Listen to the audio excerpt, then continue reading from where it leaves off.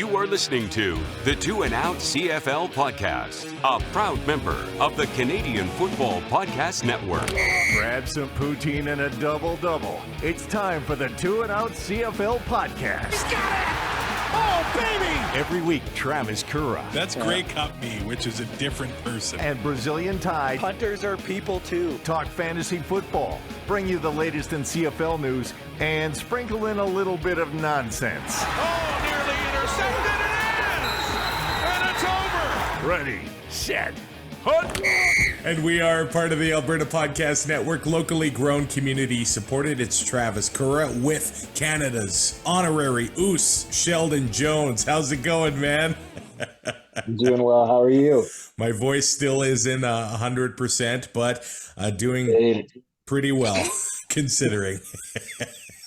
It was a fun time, though. Yeah, Monday Night Raw in Edmonton was a very good time. I must say, when I held your sign while you visited the facilities, man, I got all your attention.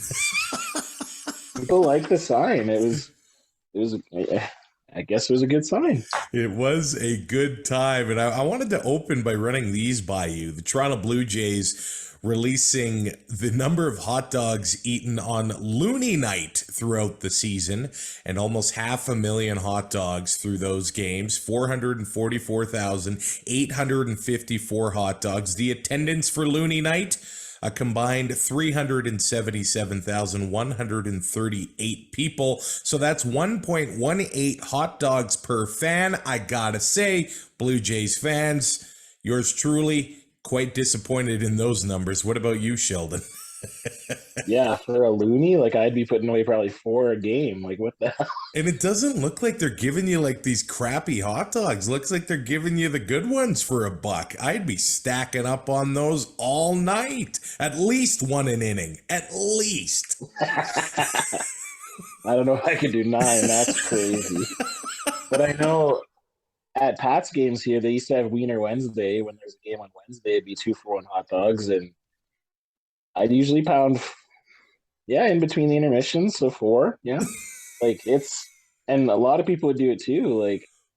Hot dogs are great. If you don't like hot dogs, you're a bad person. Sorry. Look, I can understand not wanting to eat a hot dog knowing what's in it. But if I had the choice between a boiled hot dog or no hot dog, sometimes I might go no hot dog. It's been a while since I've boiled a hot dog, but if there's a campfire nearby, I'll put back about a dozen. No problem. Boil it, steam it, air fry it. They're delicious in the air fryer. You're all in. Yeah, no, I like hot dogs. I should take back the boiling thing. If you're making the KD, throw the hot dog in there as you're cooking the noodle. Pro 100%. Move, which I'm sure just about every Canadian knows anyway. This episode of Two and Out brought to you by Park Power, your friendly local utilities provider in Alberta, offering internet, electricity, and natural gas with low rates, awesome service, and profit sharing with local charities. Look, this weekend, October arrives. In Canada, fall, at least in Alberta, fall is about a week and a half long. So winter's coming and energy usage for Albertans will be increasing, and we know the natural gas prices, they're not exactly going down. So now's a good time for you to look at your utility bills, ensure you're on the best plan. Park Power provides free, no obligations comparisons. It's really easy to switch providers. So to find out more, go to parkpower.ca. Week 17 of the CFL season starts in Winnipeg, where the Bombers are home to the Saskatchewan Roughriders. These two teams played a few weeks ago in the Banjo Bowl in Winnipeg. Not pretty. The Bombers are 8-point favorites. The over-under set at 47.5. And Friday is National Day of Truth and Reconciliation in Canada. So the Bombers and the Riders going to be wearing orange jerseys in warm-up. They're going to be auctioning them off after the game, a raffle which will help fund Indigenous sports programs in the province, as well as special events in Indigenous communities. That is such a great initiative. And CFL referee Brian Krupelo, the waggle or the diversity is strength conversations with the CFL. He has been a ref for 18 years. He is the CFL's first Métis official, and it looks like he's going to be announcing each of the calls in the game in Ojibwe to mark the National Day of Truth and Reconciliation. So both of these two teams walking the walk, and you love to see it happening this Friday in Winnipeg. Some good news on the field for the Riders, as it does appear Dan Clark is set to return to the offensive line. Sheldon, it goes without saying, an area of struggle for the Saskatchewan Roughriders. It seems like at times this season, they've been serviceable. I thought they were good on Labor Day. They were good in the game before against BC, but last game against Edmonton, the Banjo Bull against Winnipeg, not a good position. It'll be good to have the leader of the offensive line back for the Riders, but first game back from injury, we don't know how that's going to go as well, hey? Yeah, he's going to have to shake off the rust. But I think even just having that presence in the huddle, him calling out the looks that he sees, I think that's got to give a boost to this O-line. I would hope. We'll see. Yeah, it seems like they need a boost in almost all areas of the locker room for Saskatchewan, especially the defense. I don't know what happened to them. I'm going to stop with the 92 jokes eventually, but as soon as he was gone and Anthony Lanier not ready to return, the push up the middle was gone, the pressure on the quarterback was gone, and the rushing defense was gone, but that doesn't explain the quality or the lack thereof tackling from the entire defense. Basically, other than Larry Dean and Darnell Sankey, that was just gone as well.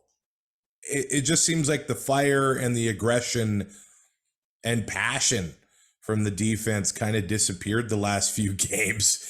And the mountain is higher than ever because the Winnipeg Blue Bombers want to clinch a home playoff game. They want to clinch that West final at IG Field. So winning this game, and I know the Bombers coming up that loss in Hamilton, so maybe there's some opportunities there, but this is a tough situation.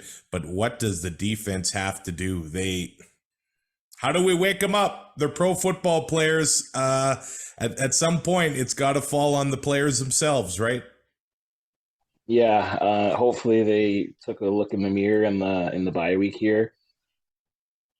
The Riders' strength was their defense up until the last couple of games, and so I know we joke about Marino, but I can't see the impact of that one player meaning this much to the team.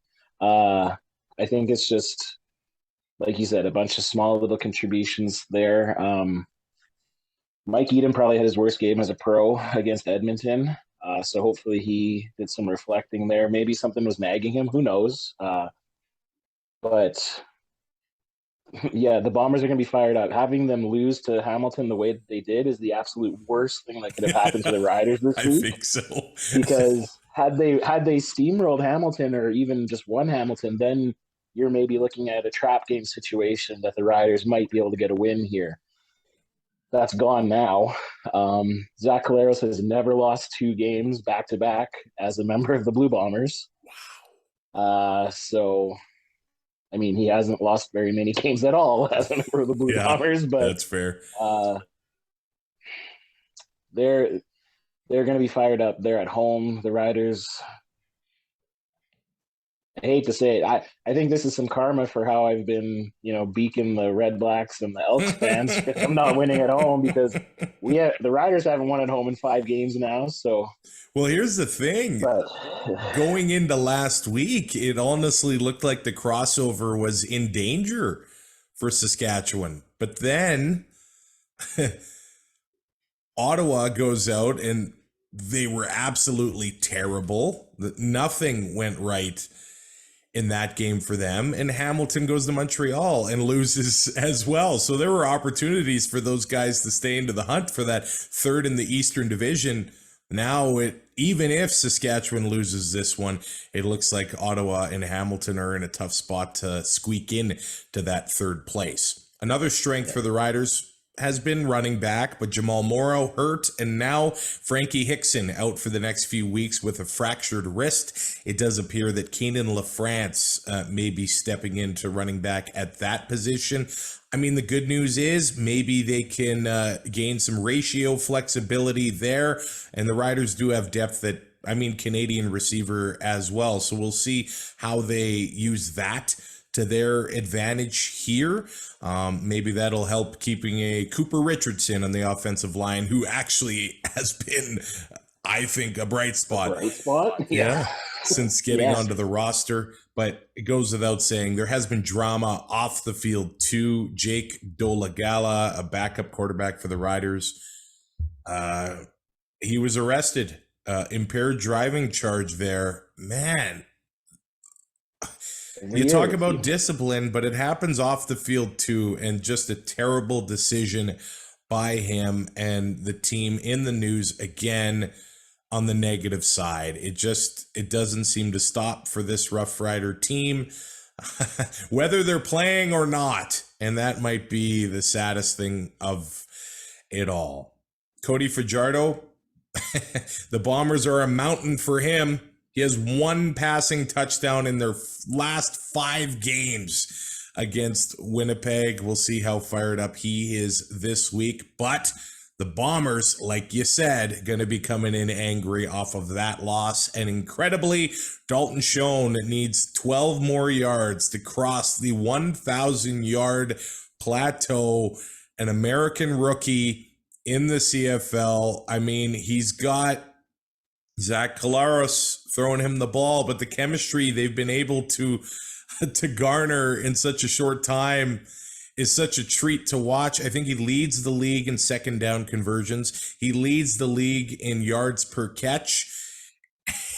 And anytime it's the scramble drill or a play breaks down, Schoen knows where to go and Collaros knows how to hit him. Schoen probably the CFL's rookie of the year, Sheldon. He has to be. Like a few weeks ago, I'm sure there's some people that were still saying, oh, it's got to be Rourke, even with him missing time. But no, just with the yardage that he's got, like you said, leading all those categories, he's near the top in touchdowns too, I think. Yeah. He crown him now. He's rookie of the year. And he's going to go off this week because I didn't put him in my fantasy lineup for the first time this season, I think. He's fun to watch. As a Rider fan, completely frustrating to watch when that scramble drill happens. But you think a play's done and Collaros is going to throw it away? No. they're the best in the league at that, bar none. Yep. And it's getting to be fun to watch because you can't stop it, so you might as well just embrace it, right? Well, that's the thing about the Bombers. When they get down, they don't panic, but it's also on a play-to-play basis.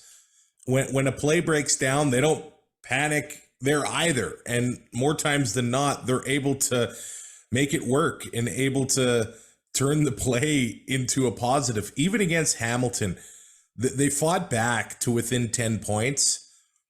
And then the Ticats were able to hit them with that 7-minute drive, and it really was the dagger in the game, which is really, really phenomenal. I think the Bombers' defense is not as dominant as we've been come accustomed to over the last few seasons too. So I think that will be something to watch down the stretch as well. Will the Bombers be able to start creating some turnovers and start pressuring the quarterback? It sounds crazy. It just hasn't gone that way for them as of late. And I think we got to shout out to some other Bomber receivers as well. I know the pressure was on Rashid Bailey coming into the season. And right now, he's got 496 yards and 5 touchdowns. I think a lot of people had him pegged as a 1,000-yard receiver. And then the last few weeks, I think he's really started to turn it on here. Against Hamilton, he had 5 catches, 65 yards, and a touchdown. In the Banjo Bowl, that great effort on that touchdown there with the ball just barely touching the pylon. He had 5 catches, 83 yards, and a touchdown. So he's playing really well there as well. And even Brandon O'Leary Orange, we'll see if he gets back onto the roster. But against Hamilton last week, 6 catches, 72 yards. And then the Banjo Bowl, he had 2 catches, 33 and a touchdown. So another great Canadian receiver, big guy, 6'4", 207 pounds, getting into the roster for the Bombers and making an impact there too. So maybe they're not the flashiest offense in the league, but they are making things happen and making the most of their opportunities. And that running game is now going. And with the Rider defense struggles as of late, maybe Brady Oliveira is a nice option in the fantasy lineup. I know I have him this week. When they get down to the goal line, maybe they're going to give it to Drew Brown or Dakota Prukop, but I'm banking on a handoff or two to Mr. Oliveira. Yeah, I think the thing that is separating Winnipeg from everyone else, it's not just the players, it's the coaching. They have a phenomenal group of coaches, and it's every year. It's just they know what to do, right? They know how to coach their guys up. Like you said, they don't let the being down affect them. O'Shea always has them riled up, ready to go. They make second half adjustments. Most of the games they've been actually either very close or down in the first half, and they've come out there and made the adjustments. So the players are starting to play. The offense is Buck Pierce has become a phenomenal offensive coordinator. Every year people, like, now that O'Shea's on his 1-year contracts, people don't know what's going to happen. People are speculating maybe Toronto, who knows, but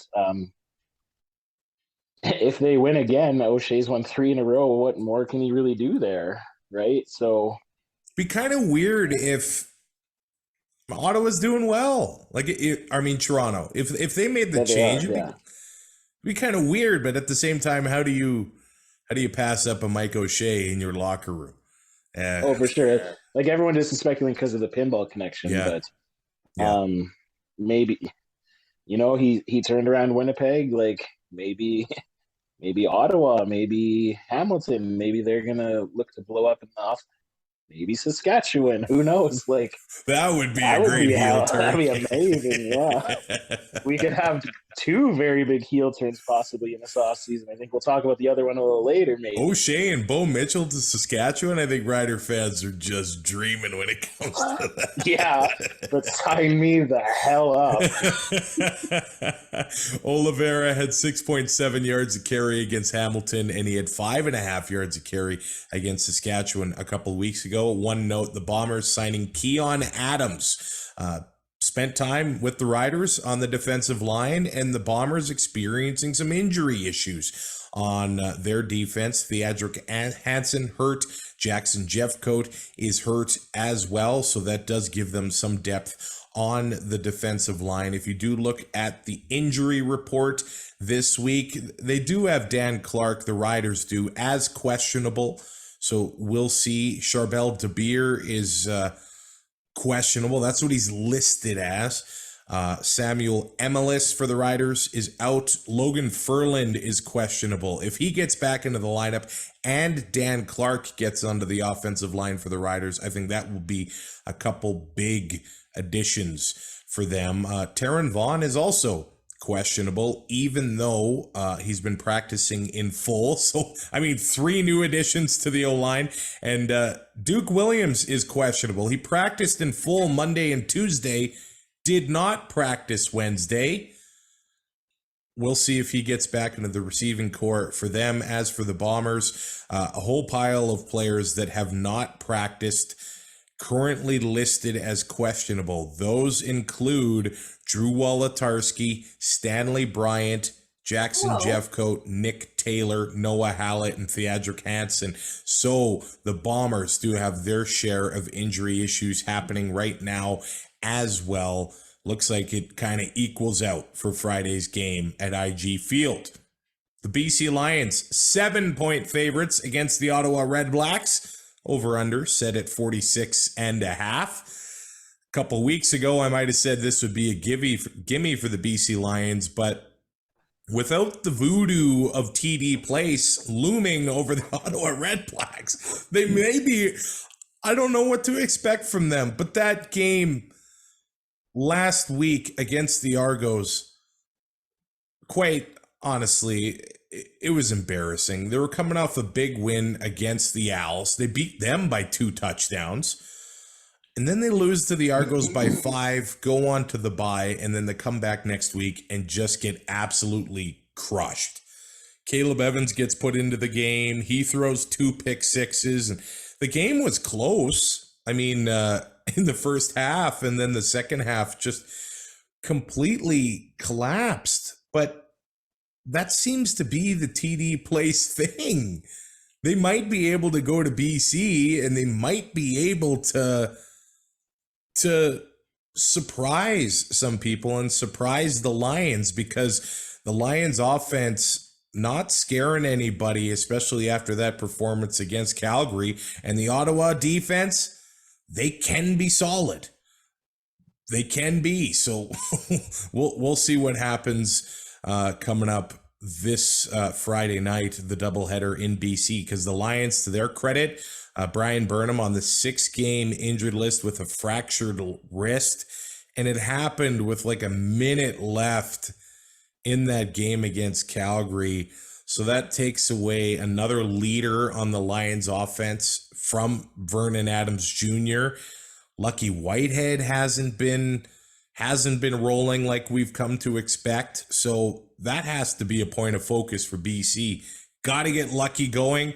Got to keep hitting Dominic Rhymes. I think this game is probably closer than people want to admit, especially since it's in BC. I think if it was in Ottawa, yeah, we can put it all down on the Lions. But I don't know. I see that 7-point spread for the Lions being a bit generous, man.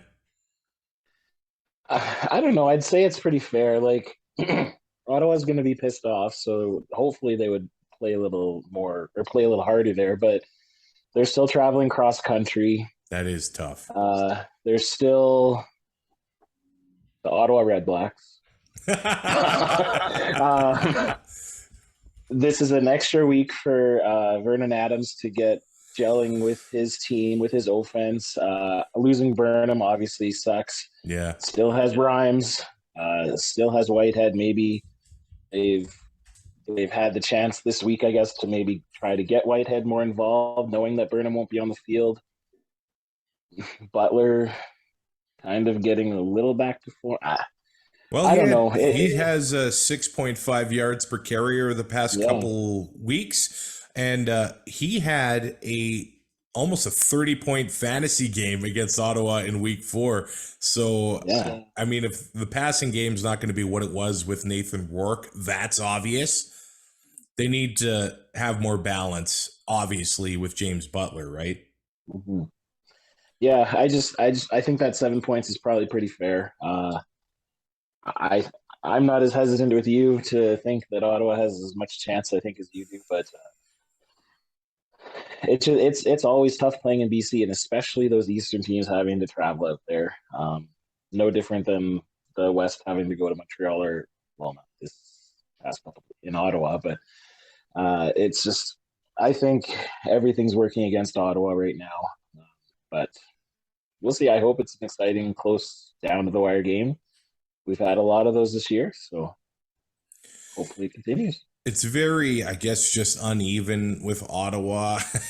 I guess I wouldn't be surprised if they filled their shorts, and I wouldn't be surprised if they gave BC a whole bunch of fits. They could be anything, especially on the road. They last won in Vancouver. It was in 2017, and I know there was the missed 2020 season, but that's the last time the Ottawa RedBlacks won in Vancouver, just by my quick research as I've been talking to you here. The Ottawa RedBlacks may have some veterans returning to the fold a little bit here. William Powell was practicing in limited capacity this week.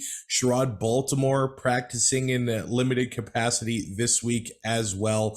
And Darius Sirocco, who missed last week's game, was also limited. Should mention that it does appear that Nate Bahar has been ruled out this week. Oh, yeah, they have Sirocco now is out, Yacombre Williams is out, and even though William Powell practiced in full on Wednesday, he has been ruled out for Friday's game as well. Lorenzo Malden is questionable.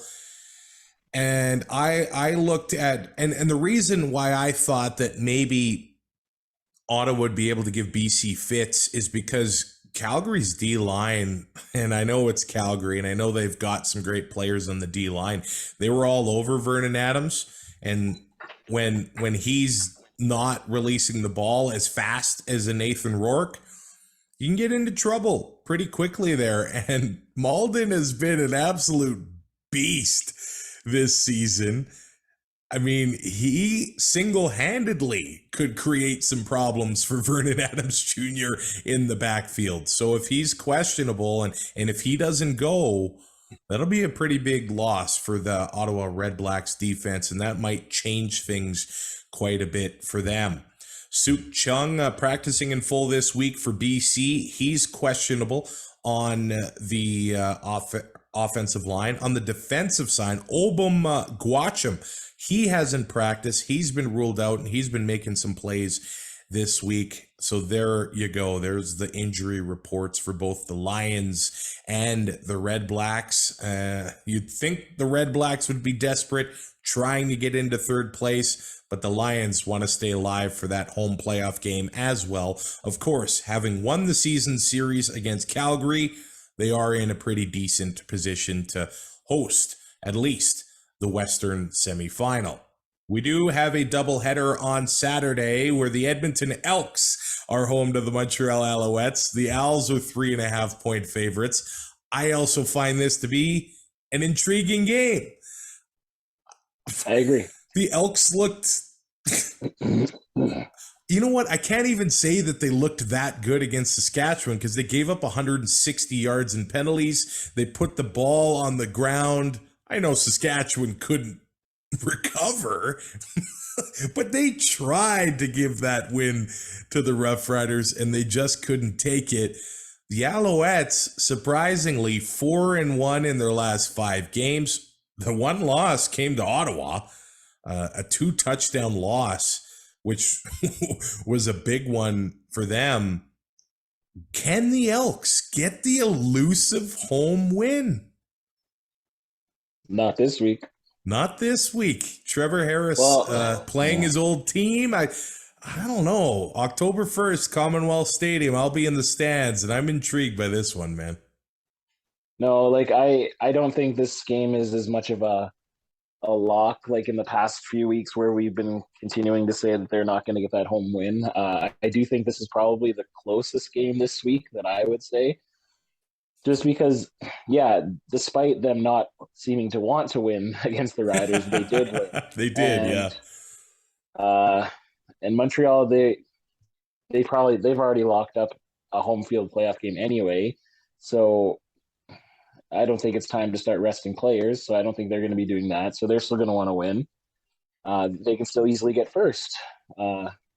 So they're going to be playing as hard as they can. And I just think that Montreal, Harris is getting in a groove, like you said, 4-1 in the last 5. Eugene Lewis is like they're getting back on the same page.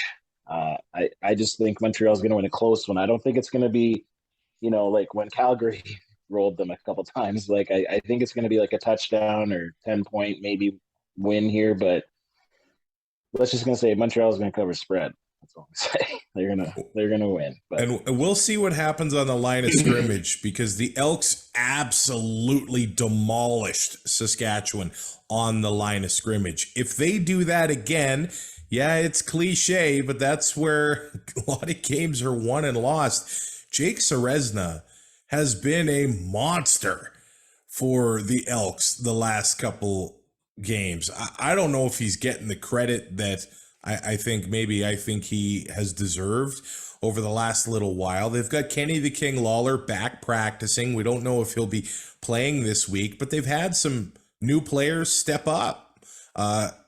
Dylan Mitchell now becomes one of the best deep threats in the CFL. The running back, Kevin Brown, and that's just it. If you're not working in the Chris Jones system, he'll continue to find players. And hey, we're in week 17 and we still have new players emerging and making an impact on that Edmonton Elks team.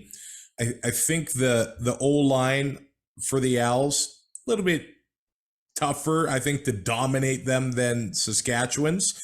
And they've got some players on the D-line as well. This is a very, very interesting game with Danny Machocha making his return to Commonwealth Stadium as well.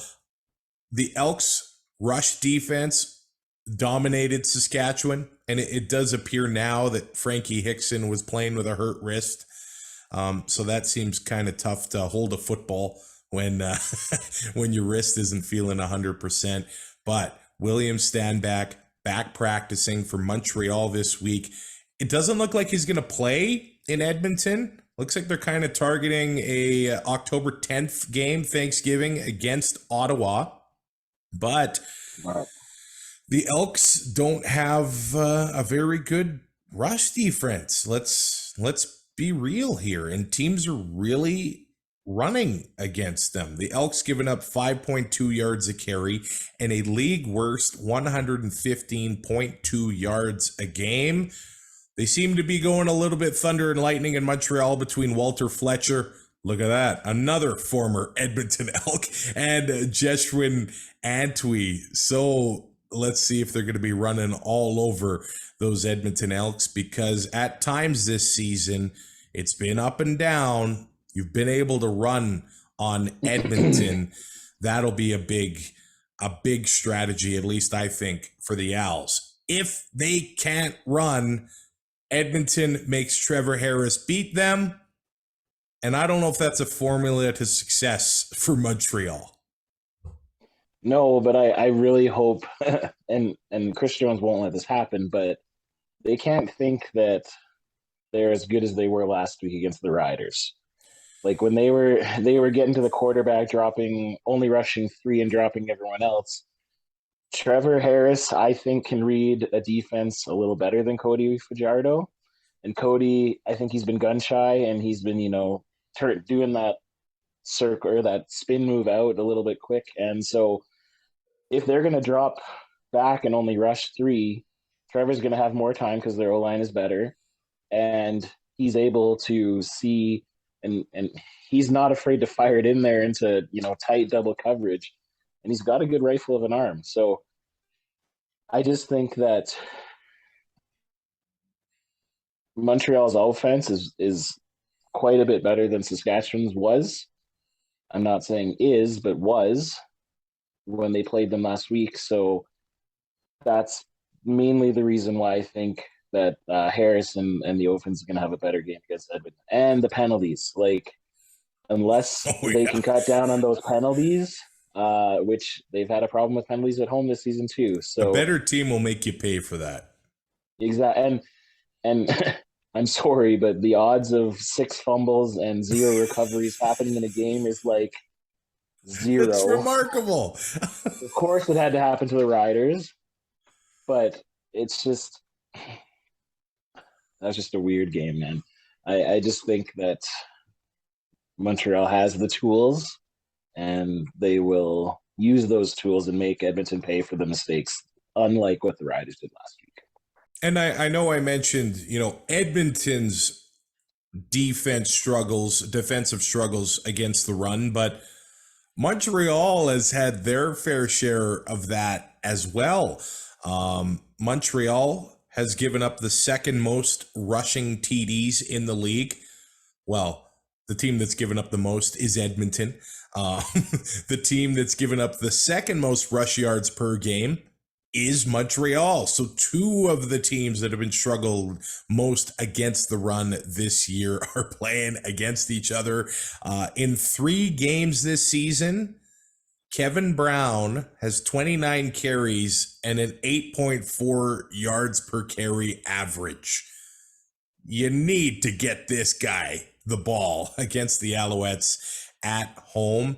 And hey, Taylor Cornelius, that guy can make things happen with his legs as well. It'll be an interesting game. Commonwealth Stadium this Saturday. Maybe an opportunity to start Dom Davis in your quarterback slot. I mean, the guy's getting rushing touchdowns galore, and Edmonton's given up 26 of them, the most in the CFL.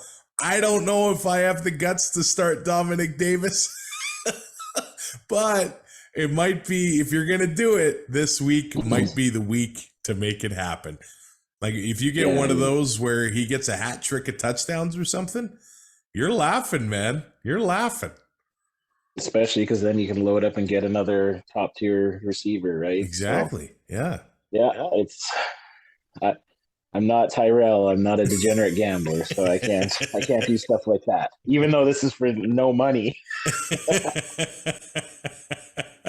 The last game of the week is the Calgary Stampeders 5.5-point favorites over the Toronto Argonauts. Over-under is set at 53, and the Argos on a 4-game win streak right now. We acknowledge that all 4 of those games were against the combination of the Tiger Cats and the RedBlacks. So there you go. But 2 straight wins against any football team is pretty good. And I think the Argos have a reason to be excited here. I think people aren't really giving them the credit. And they want to finish first in the East, and they've won quite a bit of games lately. If they beat Calgary, that is a big statement for that Toronto Argonauts team, because no longer can we say, oh, well, they're in the East. They haven't really beaten anybody. They got the 2 wins against Saskatchewan. They got a pile of wins against Hamilton, 3 of them, and they've got 2 against Ottawa. If they go to Calgary, a team that's only 500 at home, actually, and win that, we got to start respecting the Argos going into the playoffs, man. Yeah, like McLeod he's been doing a very Matt Nichols type off. Like, he's not being flashy, but he's getting some results, and he seems to be their guy. Like, he's winning them football games, and it's kind of interesting because the schedule is so skewed, and now we're seeing like these Eastern teams, especially Toronto and Montreal, kind of going on that roll at the end of the year here. So I don't know, maybe they were right to do it this way. I'm not sure, but yeah, no. And listen, like, Calgary has been good, but they've also been not so good. So if Toronto is going to be that legitimate threat that comes out of the East to challenge Winnipeg or Calgary in the Grey Cup, now's the perfect time for them to show who they are. And that defense, they deserve some respect, I think. They've got some real players on the D-line. Jagarrett Davis coming back last week. Shane Ray, if he continues to stay healthy. Wynton McManus and Enoch Mwamba in the linebacking core. And that secondary, they have 22 interceptions on the year. They've only given up 13 passing touchdowns. That secondary is making things happen. And look, I think Chris Edwards is a bit of a polarizing player, but that guy is all over the field as well for the Argos. That's a group that I don't really want to mess with. Jamal Peters, we know what he can do. And last week, Maurice Carnell, he made it happen against Ottawa. And they got former Stampeders in there, Royce Mechie, Deshaun Amos, and hey, Tavares McFadden. They have players on that defense. I didn't even mention Sean Oakman, Dwayne Hendricks. Calgary's going to have their hands full this week. And the Stamps, without their starting left tackle, man, it's tough to see. Derek Dennis, broken fibula last week in Vancouver. Yeah, he'll fight. He'll get back. The CFL needs more players like Bone Crusher. Love that guy. Will always be appreciative for him stepping in at the last minute and coming to 2 and Out live at Booker's Barbecue in Calgary. What a guy he is, and the CFL is better with him in it. So a speedy recovery to him. Danny Austin, beat reporter for the Stamps, reporting that Josh Coker appears to be the guy set to take over, at least get a real look at left tackle for the Stampeders. He's only gotten into 1 game so far this season, and his CFL career, that was week 12 against Winnipeg. But the big news out of Calgary, I guess it kind of buried the lead a little bit, was Jake Mayer extended through 2024. And that's why you brought it up a little bit. Where does Bo Levi Mitchell, quarterback, or just get his paychecks, period, in 2023? Because right now it doesn't appear it's going to be with the Calgary Stampeders. Yeah, and he's only, next year he'll be 33. It feels like he's been playing forever. Because he broke into the league when he was 21, 22, and he had a few seasons before he took over for Burst. They're in the exact same fashion that Mayer is now taking over for him. Yeah. It's just the Calgary quarterback factory just continuing to go. I hope he's not retiring. He did great in the booth in the playoffs last year, and I think he definitely has a future there. Or not the booth, the panel, I guess. Yeah. I think he has a future there when he is done, but Burst played till he's 41. I know he's having some shoulder issues, and maybe with him not technically playing the rest of the season, maybe it gives him a little bit of more time to actually maybe fully rehab it to see if that's something that's possible. This doesn't do the job. Yeah, Cody has 4 regular season games and cement his status as a starter for the Riders. But if he can't do anything, I hate to say it, Cody's a nice guy, but I hate it's time to move on from him if he can't do anything here. Bo could come here. Bo could go maybe. You don't know what's going to happen in Winnipeg. Collaros is going to be a free agent next year. Who knows what happens there? I'm sure Collaros is going to want to stay there with what they have, but can they keep that team together, that O-line together? That's his protection. I guess that's the other question.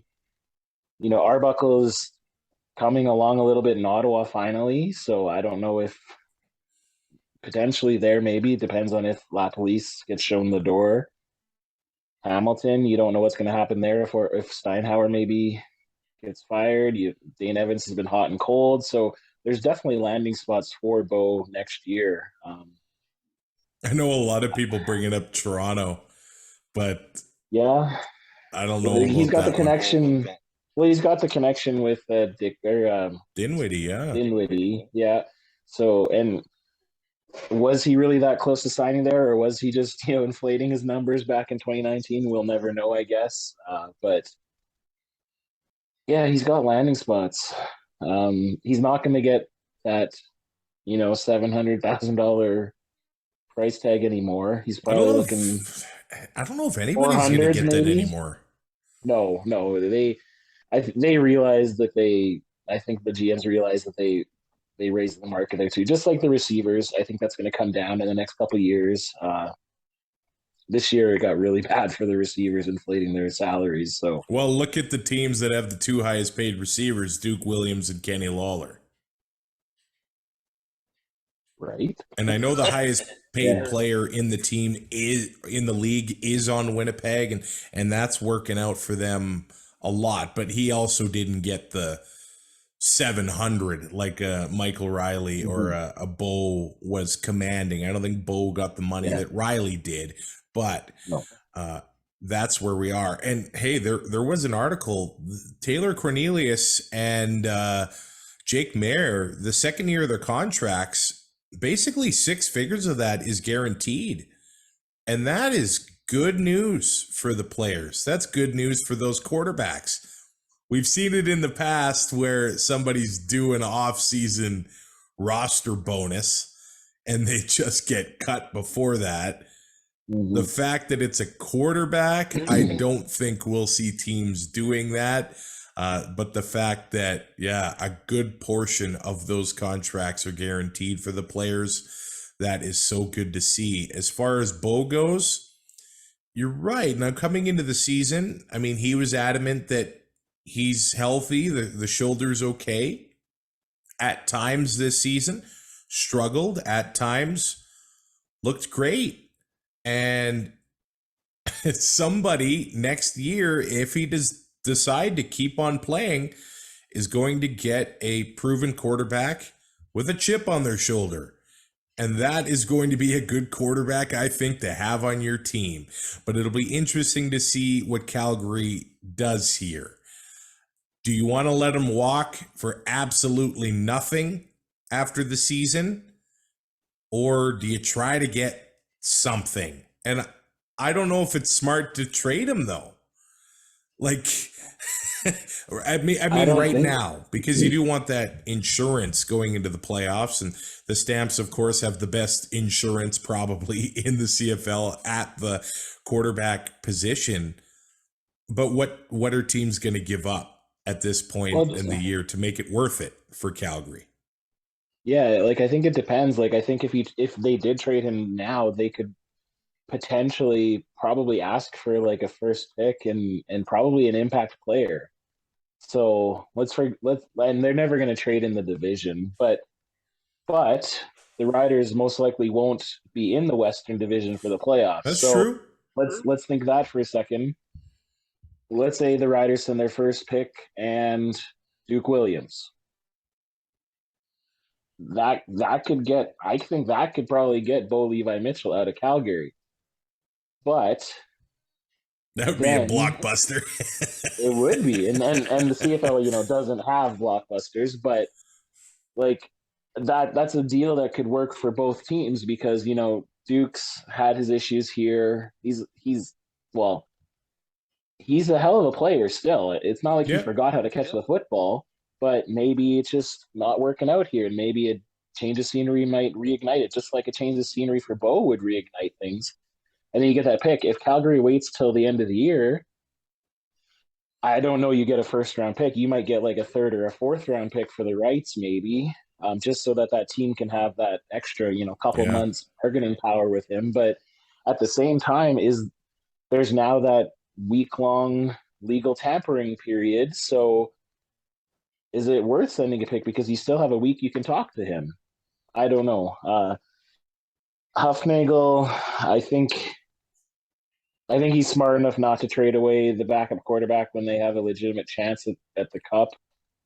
But is he too smart to pass up on what he could get in return? I don't know. And I'd love to see a blockbuster, even if it's not the Riders. Like it'd be nice to see, like, trade deadline comes and goes. Like it's a whimper. There's maybe one trade. Yeah.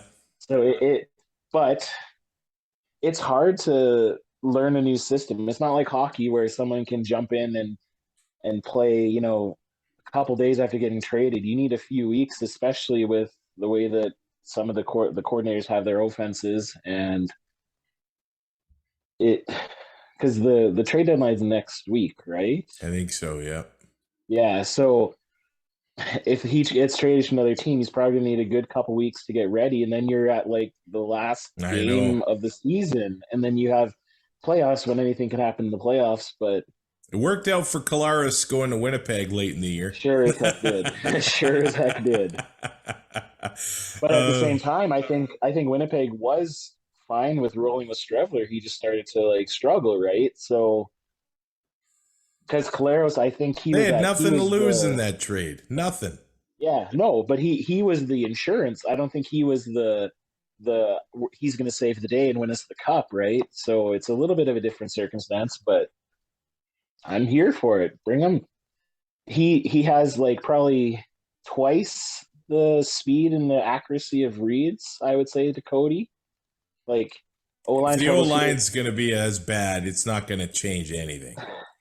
Well, but the thing is, like he gets rid of the ball probably the quickest out of any quarterbacks, I would say, and he doesn't move from the pocket. He just snap 1-2, it's gone, right? So I don't know if a weaker O-line like would be that much of a bad.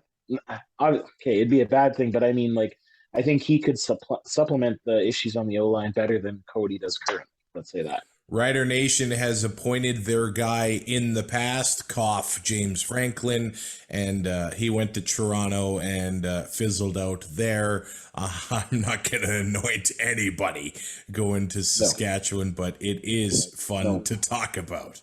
The Argos are going to be getting some enforcements back. Cam Phillips appears to be back in the starting lineup this week at receiver. Dinwiddie says the plan is to rotate receivers. Phillips, Banks, and Curly Gittins together there. And before the end of the year, it does look like they're going to be getting Peter Nicastro back. He was hurt at the beginning of the year. Shane Lawrence stepped in and has started at offensive line ever since. And they've also brought in Ryan Hunter, offensive lineman who was a former first-round pick for the Argos, was just cut by Kansas City. He can play guard or center, has never played in Canada, but now the Argos have some depth at offensive line. I really believe that they are set up. And last year they were too, but they ran into a Ticats team in the East Final that shut them up. And the Argos are going to want to get past that game and get over the hump.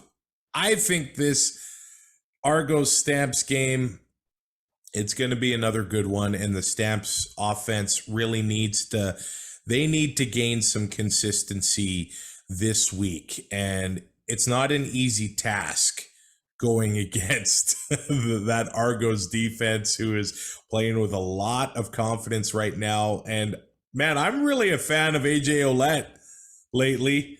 There were a few drives against Ottawa where it was him on almost every play, whether they were running the ball with him or passing the ball with him. And man, when your receiver or your running back is making those sorts of plays in the aerial attack, it's great for your fantasy lineup. Last week, he had 5 catches on 5 targets for 33 yards and a touchdown. And the week before against Ottawa, 4 catches, 4 targets, and 26 yards. That is a valuable amount of numbers for your running back in your fantasy lineup. It'll be a tough one for Calgary here. The injury report this week for the Stamps: Kadeem Carey was sick on Tuesday, didn't practice. Good news is he was back on Wednesday.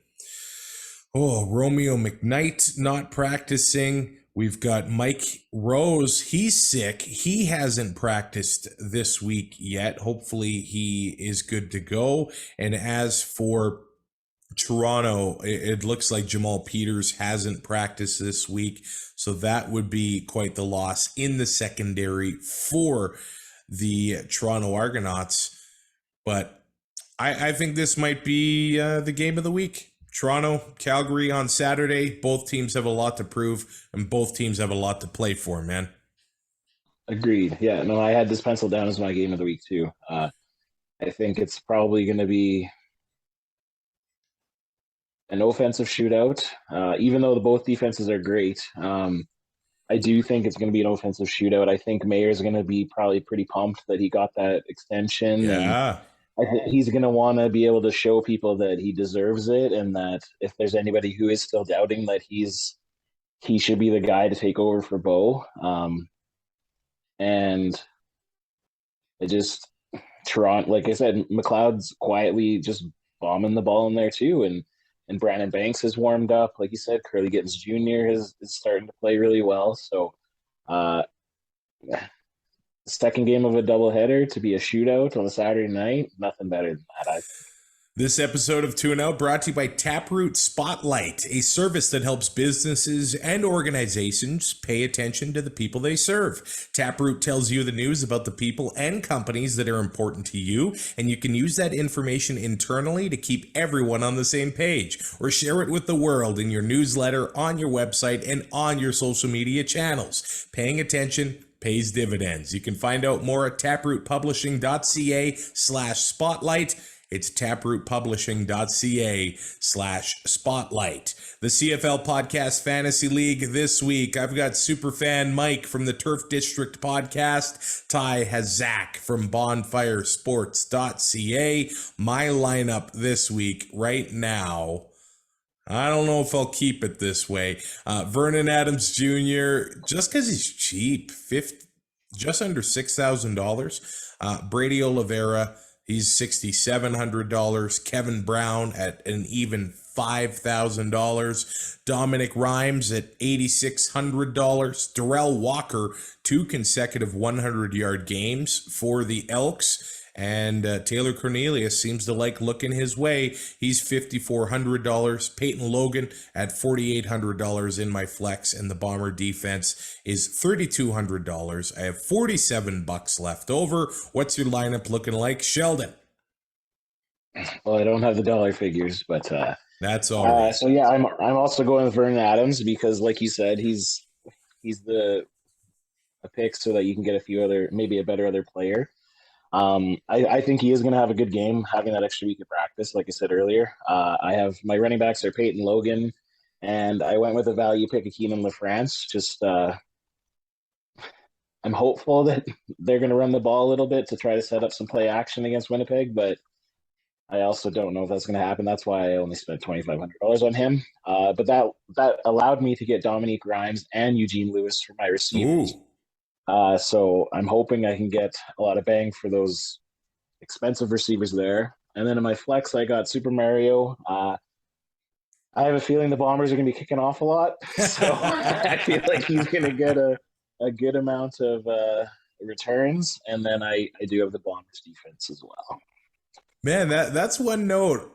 I think Salisbury and Edmonton is on the verge of breaking a return one of these weeks. Every time he seems to get one, they have like an illegal block or a holding call. But one of these times, they're going to break one in Edmonton, and I'm sure fans in Edmonton have been saying that for a decade now. Who are you picking to win the games this week? You go. Okay. Right now, I've got all West teams: Winnipeg, BC, Edmonton, Calgary. Yeah, that's what I am right now. I might flip-flop 15 times before the weekend, but what are your picks looking like? So we're similar on 3. So I have Winnipeg, BC. I do have Montreal, and I have Calgary. I'm not just being a dick because they're at home. I do think that Montreal is going to beat Edmonton, but that's the one that I kind of have been flip-flopping all week in my head. Like, maybe this is the week that Edmonton does get that win, but I think Montreal is going to still take it. So I lock them in with my 69% confidence. Nice. And I thought that Edmonton had it locked in against Ottawa back in August. So I don't know what Elks team we're going to see at Commonwealth Stadium on Saturday, but they've got 3 home games left this season to try to get off the schneid and end that remarkable, in a bad way, home losing streak. I hope they do. I hope they do. Those Elks fans, they deserve to see their team win. They are a hardy group in Edmonton. Sheldon, thanks for coming on the show this week. You can rate, review, and subscribe to Two and Out on your favorite podcatcher. You can ring the bell, subscribe, and leave a comment on YouTube as well. We will be back on Monday, and altogether, we will see the progress of Brazilian Ty's mustache. It now has a Twitter account. It has been 2 weeks since we've seen the stash in person. So I'm hoping for some gains. You, Sheldon? Hey, you should have some gains in a couple weeks. It better like be like Ted Lasso, Ron Swanson's. Like it better be getting there. Or like I know he was growing the handlebars too, so maybe we're thinking. I'm excited to see that too. Yeah, no, we're all excited. We'll talk to you Monday. Enjoy week 17 of CFL action. Thanks for listening. Find more great shows like this at CF Pod Network on Twitter.